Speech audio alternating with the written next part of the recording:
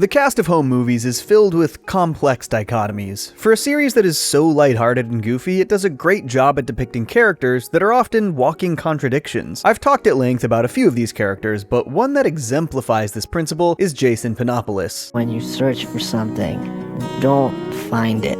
Because when you find it, it has rabies. Alongside Melissa, Jason is one of Brendon's best friends and part of the main trio of kids. He's mild-mannered, dorky, and a little bit slow to pick up on things, except for his nose, but despite seeming like a bit of a pushover, he undoubtedly has a darker, twisted side that springs up throughout the show. But why is he like this? Well, let's take a deep dive into exactly what makes Jason Penopolis tick.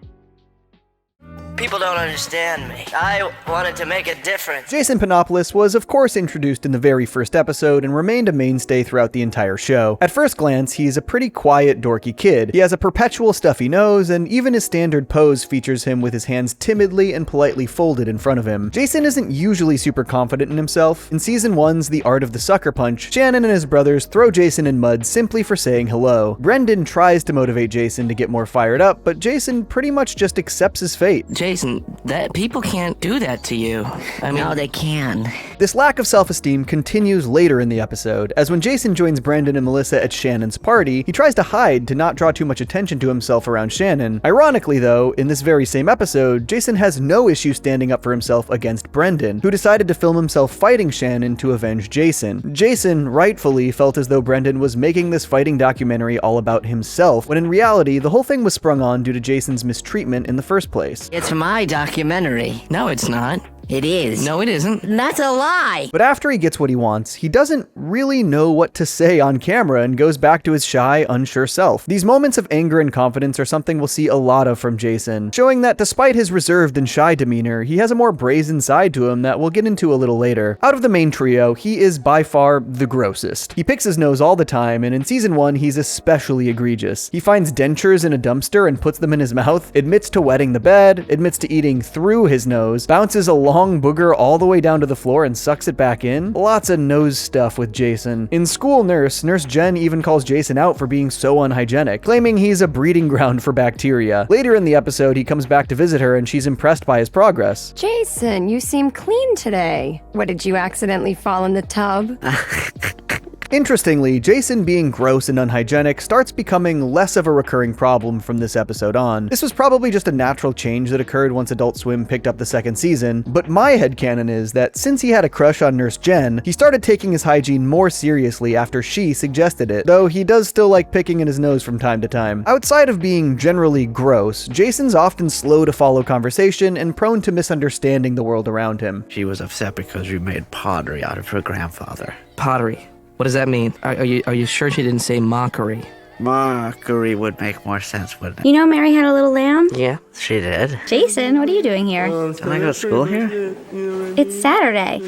Yeah. Despite being one of the main co-stars in Brendon's movies, you know, the thing the show is named for, he didn't even realize they were filming them all until the middle of Season 3. These aren't videotapes of the movies we made? Yeah, the videos of the movies, Jason. We were taping those movies? This general lack of awareness permeates in his gift giving. This is another one of those small, subtle home movies character quirks that is clearly intentional, but never really explicitly highlighted in the show. For Shannon's birthday, he said he got him popsicle sticks with buttons glued on them. Now, you may think this was a petty way of getting back at Shannon for pushing him in the mud, but no, this is genuinely just his earnest way of giving gifts. In Season 2's Business and Pleasure, Jason tries to bribe Brendon for a bigger role in a movie, so he gives him chewed up baby blocks. Just look how excited he is for Brendon to open it. He really thought he cooked with this one. His logic was that since Brendon likes animals, then surely he would like the blocks. The very next episode, he gives Fenton a football-shaped eraser for his birthday. The logic this time being that he can erase with it and play catch with it, since it's football-shaped. Fenton, being Fenton, absolutely hates it and isn't afraid to tell him, though to be fair, he hated pretty much everything about that party anyways. Then in Season 4's definite possible murder after Brendon twists his knee, Jason gives him his dad's beard trimmer as a get-well present. He may not be the most socially adept, but he clearly has a creative way of thinking about things, and that is most prevalent when he's making movies with the gang.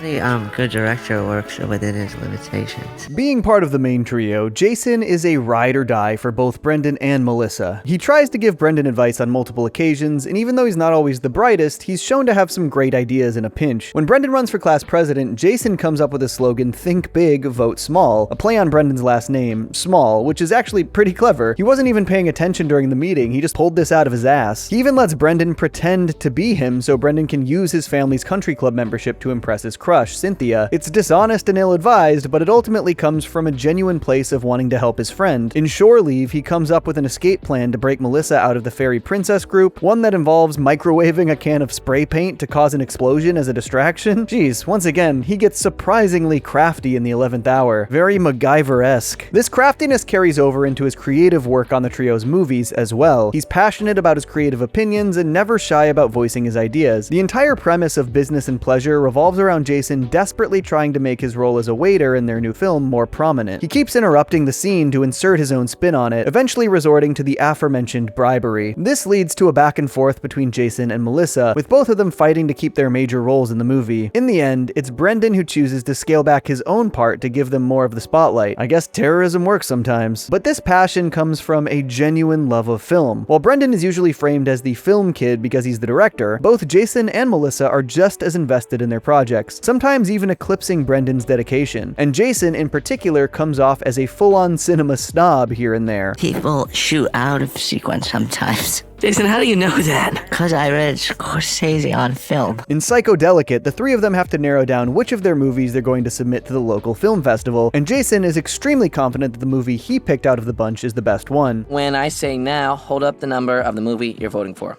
Jason, wait. I'm sorry, it's exciting. I couldn't wait. When they decide to go with a whole new movie instead, the group decides on a film that Jason wrote himself, which is a spoof of Hitchcock thrillers. Brendon suggests that the leading lady doesn't need to be blonde, which causes Jason to out-cinephile the cinephile. We need a tall, blonde leading lady, or the whole thing is pointless. You've seen Hitchcock, right? Yeah. Yeah, so do the math. In fact, Brendon catches a lot of strays from Jason about his filmmaking. In Life Through a Fisheye Lens, Brendon gets hyped up over, well, a fisheye lens at the store. He's insistent that they need to get one for their films, but Jason tries it out for himself and isn't impressed, warning Brendon that they shouldn't even buy it. Fisheye lens is kind of a tired device. No. Is it really worth it? It's rather hackneyed. On two separate occasions, both he and Melissa prefer other kids' films to Brendon's own, the first being Dwayne's rock opera about Franz Kafka, and the other being Fenton's changes to Brendon's Septipus script, though they end up getting sick of Fenton eventually, as everyone does. In My Cheatin' Heart, Brendon pitches a movie that's told in reverse. Neither Jason nor Melissa are into it, but Jason is especially critical of the idea, saying that all the directors who have attempted the reverse storytelling angle are hacks, and implying that Brendon kind of is too. Melissa and Jason have a bit of a good cop, bad cop dynamic here, where Melissa is trying to be encouraging but constructive, but Jason is just straight up tearing Brendon down, calling not just this idea hack, but much of Brendon's work hack and derivative. Ouch. Which, objectively, yeah, Brendon's movies are bad in universe. That's kind of the main gag of the show. I mean, they're children making movies. But man, Jason is really pompous here. It feels like this moment is basically an excuse for Jason to finally let loose and tell Brendon how he really feels about his filmmaking. It seems like almost parody to make a backwards movie right after one came out. But you're the director. Makes you wonder why he agrees to make these movies in the first place if he doesn't respect Brendon as a director. Is it just for the love of the process? Is he secretly an even bigger film lover than Brendon? Well, there's a moment in the episode Hiatus where Jason narrates a diary entry after the gang decides to take a break from filmmaking. He spends his time just hanging out with Walter and Perry, frolicking and doing nothing, and he laments that fun has been missing from his life. This suggests that making movies with Brendon isn't actually fun for him, either because he doesn't like the films or because he takes filmmaking so seriously that he treats it like real work, something he grinds at rather than something he does purely for enjoyment. You could argue that Jason appearing in these movies is, on some level, something he does simply because Brendon is his friend. Sure, he's clearly passionate about film, but at the end of the day, Brendon and Melissa are his best friends, and this is just what they do together. It's funny though, because for someone so high-strung, his acting is wildly inconsistent. Sometimes he really gets into character, accents, attitudes, the whole 9 yards. Other times, he's monotone and stumbling over his lines. Maybe the movies where he's not bringing his A game are the ones he considers hack and derivative. It's the dialogue. I wouldn't say that, but I mean... it's so stiffly written, Brendon. He's been critical of his own acting too, so at least he's willing to dish out a little criticism in both directions. Regardless, Jason obviously has real love for his friends and for film, but that's not all he loves.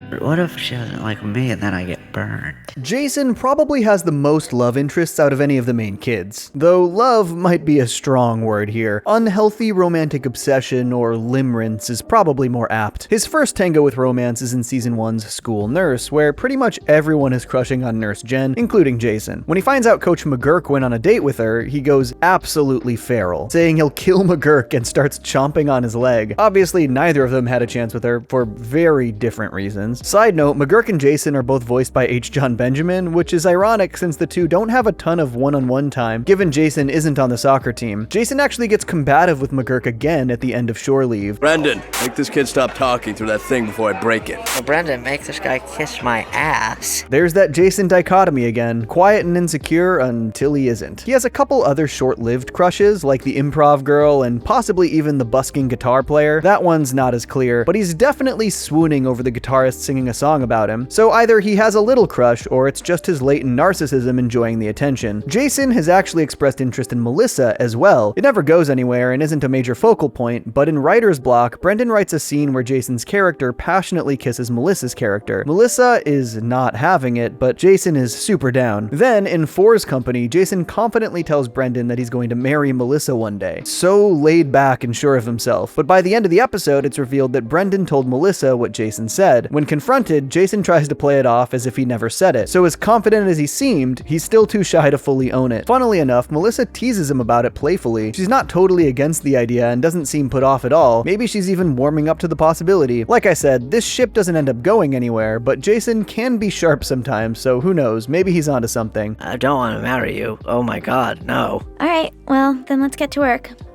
My love. I think Jason prefers the yearning more than any actual reciprocation anyway, because arguably his biggest crush was with a girl named Penny. He makes obsessive drawings of her and stalks her to the point of knowing her entire daily routine. He's too nervous to make a move, so instead of just starting a normal conversation with her, he enlists Brendon to set them up, even though Brendon literally does not know her at all. This sets up a classic sitcom mix-up, where Penny thinks Brendon is the one trying to ask her out, a total misunderstanding. Brendon tries to explain the situation to Penny one-on-one, which Jason spots from afar, mistakenly thinking they're on a date. Here, Jason's two sides are on full display. He flip-flops between sweet longing and pure rage in a matter of seconds. My best friend. I hate you! Be good to her, Brendon. Be good to my little Penny. Bastards! In the end, Penny agrees to meet with Jason, and after all this time obsessing over her, he calls it off after like a minute, saying that the stalking was more fun. Jason seems ready to speak his heart and make a move when it's someone he has no shot with, like with Nurse Jen, but when it's someone that actually may reciprocate his advances, like with Melissa or Penny, he shuts down. Jason clearly has some attachment issues and problems with emotional regulation. Speaking of...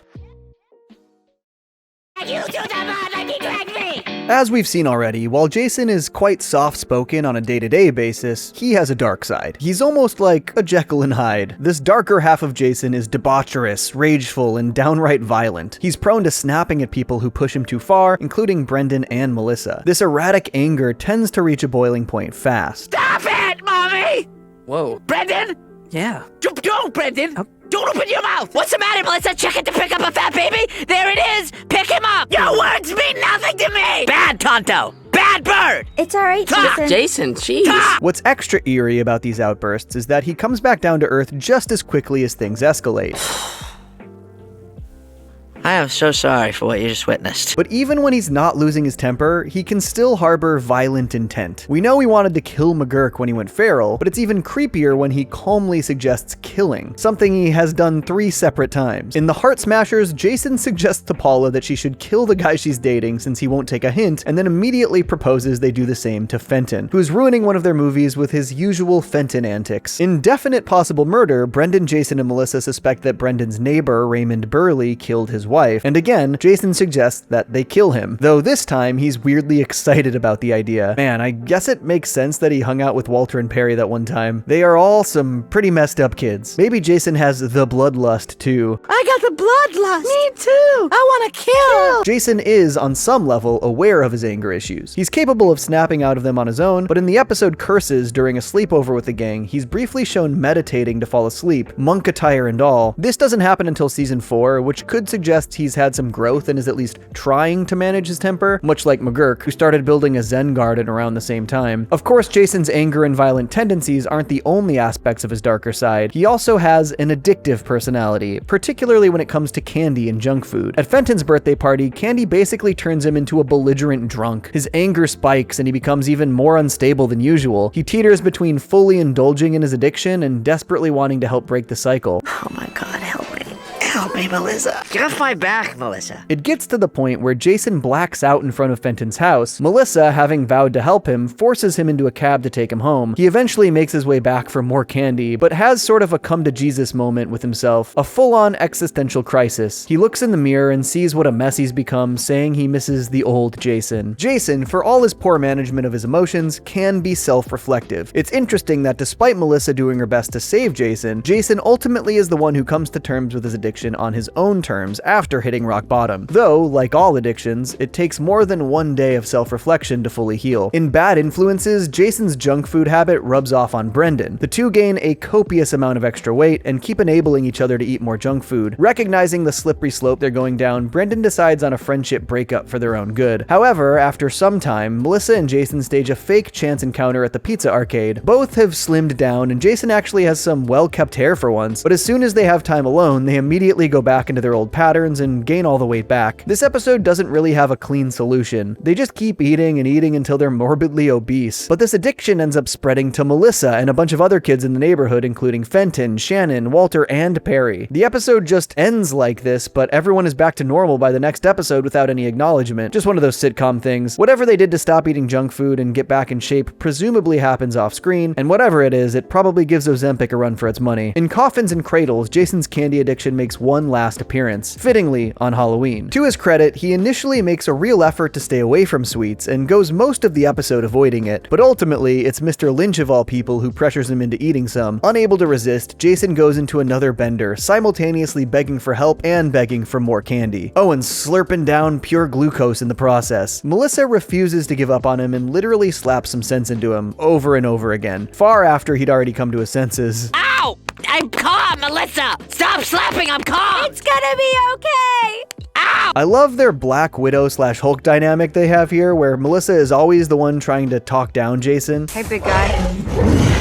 Sun's getting real low. Maybe this is part of why Jason wants to marry her. He even admits enjoying the slapping. It's not just candy though. In season 3's Stowaway, the gang ends up on a casino cruise where Jason uncovers a serious gambling problem with all the hallmarks of his junk food addiction. Coming back, coming back, coming back. It isn't entirely clear where these darker tendencies come from, but it might have something to do with him having a split personality. Hear me out. On his field trip permission slip, he has been officially diagnosed with split personality, more commonly known as dissociative identity disorder, or DID today, at least in the real world. This is still just a cartoon. We know this is likely an official diagnosis in here, since the slip also lists cradle cap, a condition he unfortunately showed us he has in the second episode. Granted, it also lists cooties, so take it all with a grain of salt, or with a flake of cradle cap. That said, we have seen split personality directly referenced with Jason, and it's likely intended to be a callback. In an effort to show off his acting range, Jason pretends to have an alternate personality named George. However, it becomes increasingly evident that he may not have been acting at all, and that George is a real identity inside Jason. At one point, he even calls Brendon at 4 in the morning, having already gone for a jog, and insomnia is a common symptom of dissociative identity disorder, so it might line up here, though obviously they're not taking DID super seriously or treating it with the weight that it deserves. Jason having split personality written on his permission slip is just a funny callback more than anything. I think it could tie into his behavior as a whole. I'm not suggesting that every time Jason flies into a fit or binges junk food that it's actually just George, and I'm obviously not a medical professional, but from what I gather, a symptom of the disorder is a general feeling of being out of your body, observing your behavior rather than controlling it. Brain fog and amnesia are also allegedly common symptoms. All this describes Jason to a T, and it would explain why he's able to so quickly snap back and forth between radically different emotional states. It sounds a little far-fetched, and obviously this is mostly just a background gag written on a permission slip, but it's maybe important that some of these symptoms could be exacerbated by neglect in childhood.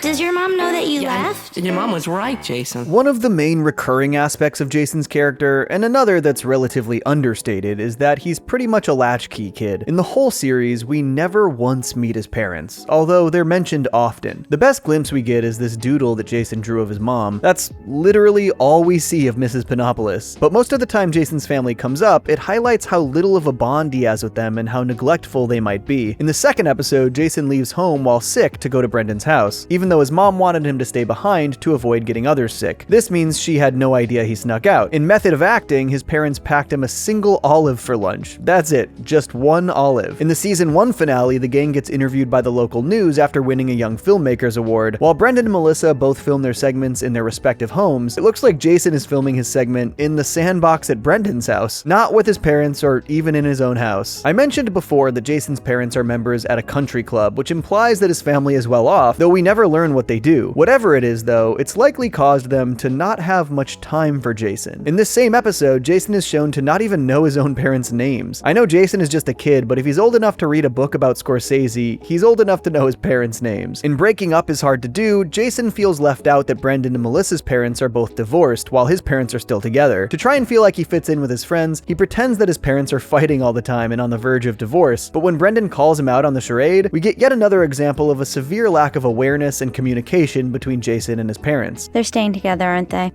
Yeah. Your parents aren't even there, are they? I don't know. Pretending his parents are divorced is a funny gag, but beneath it, there's a bit of sadness in a way. Brendon and Melissa's divorced parents are still rock stars in their kids' lives. Brendon is close with his mom and Melissa is close with their dad. They each have at least one parent who is showing up for them regularly. Jason, on the other hand, doesn't seem to have that kind of connection with either parent. He'd rather feel something with his parents, even if it meant divorce, than endure the current situation, parents who are married but largely absent. Maybe the funniest reveal in regards to his family is that his parents had no idea who Brendon and Melissa were until season 3. Like, he had to explain who they were to his mother over the phone. They are his best friends, he's at Brendon's house constantly, they've made dozens if not hundreds of movies together, and his mom just has no idea who they are. Which is especially wild given the fact that in the series finale, it's revealed that they've been making movies together since they were very young, like 4 years old or so. So like, where does his mom think he's been all this time? Did she ever notice when he left the house? In the penultimate episode, Temporary Blindness, the class has to do a project on their family tree. Jason knows nothing about his own family, so he fabricates a story about his pet ferret's family tree, who incidentally doesn't even exist. He doesn't have a pet ferret. He might have asked his parents about their family origins, but they were on a trip to Tunisia, and he had no way to contact them. He didn't even know the hotel's phone number, though he somehow got the fax number. He just never received a reply. I wonder if, given his parents' wealth, they go on trips all the time, or maybe it's for work? Tunisia is an awfully specific country, but traveling all the time would explain why they're never around, and seemingly have no clue what Jason is getting up to on a daily basis. Could this lack of presence from his parents have contributed to his emotional instability? Though I doubt that the writers were thinking that deep about the potential psychological effects of latchkey kids. It could explain his lack of social awareness and tendency to not follow along in conversation. He's likely used to being alone with his thoughts, so might be prone to daydreaming and zoning off for that reason. It could even explain his disorganized attachment to romance, that undying limerence of needing that one special person, only to pull away once things become too real. Or I don't know, maybe he's just a funny character.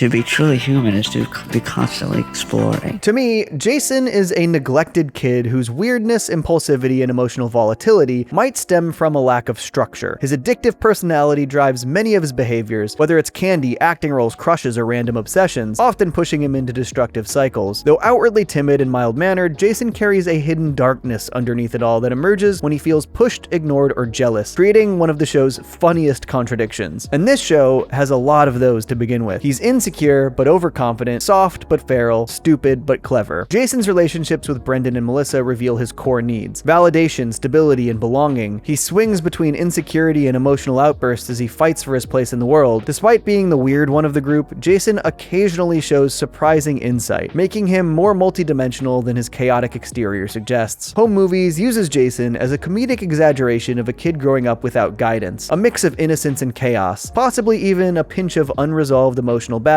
thrown in for good measure, of course making him one of the most memorable characters in the entire series, Home Movies. I think I could be an asset to America, but I can't move around a lot. Folks, thanks for tuning into this home movies video. This was written by Mykal Williams. Make sure to check out his channel, Go Play Hero, for more great content. And he's also helping me produce my Johnny Too Casual channel, so make sure to check that out and tune in for more home movies videos soon. Peace. I stay mellow watching Johnny Two Cellos. He talks cartoons, he's a really cool fellow. He keeps you posted on adult cartoons. If that's what you're into, then grab a spoon and a very big bowl of your favorite cereal. Feels like Saturday morning cartoon material. Johnny Two Cellos, watch him on YouTube. Now enjoy this groove and bust a move.